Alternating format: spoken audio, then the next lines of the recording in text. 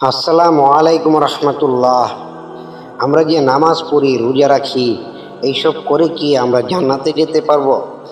এক ব্যক্তি 500 বছর ইবাদত করেও জান্নাতে যেতে পারলো না। এমন একটি ঘটনা আপনাদের সামনে এখন উপস্থাপন করা হচ্ছে। ঘটনাটি খুব বিস্ময়কর ঘটনা। আপনারা সকলেই ঘটনাটি ধৈর্য সহকারে মনোযোগ দিয়ে শেষ পর্যন্ত দেখুন। বিসমিল্লাহির রহমানির রহিম।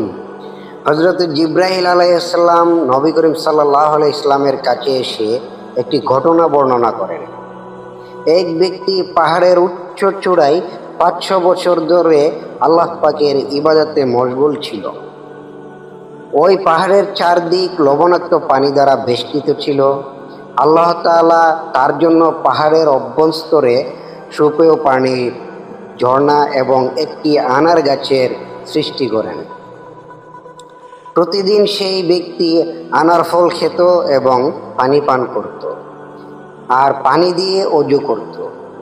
সে ব্যক্তি আল্লাহ তাআলার কাছে এই দোয়া করল যে, হে আল্লাহ, আমার দেহ থেকে রূহ যেন সেজদারত অবস্থায় কবজ করার ব্যবস্থা করা হয়। আল্লাহ তাআলা তার এই দোয়া কবুল করেন। হযরত জিবরাইল আলাইহিস সালাম বলেন, আমি আসমানে আসা যাওয়ার সময় তাকে সেজদারত দেখতাম। কিয়ামতের দিন আল্লাহ তাআলা তার সম্পর্কে বলবেন, আমার এই বান্দাকে আমার রহমতে জান্নাতে প্রবেশ করাও। ওই ব্যক্তি বলবে, না, বরং আমার আমলের বরকতে। তখন নির্দেশ আসবে, আমার নিয়ামতের বিপরীতে তার কৃত আমল পরিমাপ করো। পরিমাপ করে দেখা যাবে 500 বছরের ইবাদত খতম হয়ে গেছে একটি চোখের নিয়ামতের বিনিময়ে। তখন আল্লাহ পাক নির্দেশ দিবেন, আমার বান্দাকে জাহান্নামে নিয়ে যাও। ফেরেশতারা তখন তাকে নিয়ে রওনা হবে। কিছু দূর যাওয়ার পর ওই ব্যক্তি আরজ করবে, হে আল্লাহ, আমাকে তোমার রহমতে জান্নাতে প্রবেশ করাও। নির্দেশ আসবে, তাকে নিয়ে ফিরত নিয়ে আসো।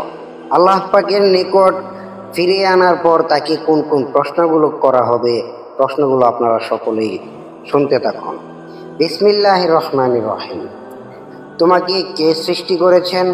আল্লাহ, আপনি সৃষ্টি করেছেন। দ্বিতীয় প্রশ্ন হবে, এই কাজটা তোমার আমল না আমার রহমতের বরকতে হয়েছে? লোকটি উত্তর দিবে, আপনার রহমতে হয়েছে। এবার তৃতীয় প্রশ্ন করবেন, তোমাকে 500 বছর ইবাদত করার শক্তি ও তৌফিক কে দিয়েছেন? লোকটি বলবে, হে আল্লাহ, আপনি। সমুদ্রের মাঝে পাহাড়ের উপর তোমাকে কে পৌঁছিয়েছে? লবণাক্ত পানির মাঝে সুপেয় পানির ব্যবস্থা কে করেছেন? আনার গাছ কে সৃষ্টি করেছেন? তোমার দরখাস্ত মোতাবেক সেজদার মাঝে কে তোমার রূহ কবজ করার ব্যবস্থা করেছেন? তখন লোকটি কেঁদে কেঁদে বলবে, হে পরওয়ারদিগার, আপনি করেছেন।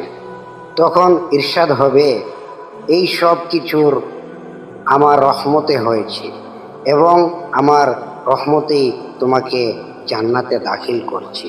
আমাদের সকলের উপরেই যেন আল্লাহ পাকের রহমত নাজিল হয়। আমরা সকলেই বলি আমিন।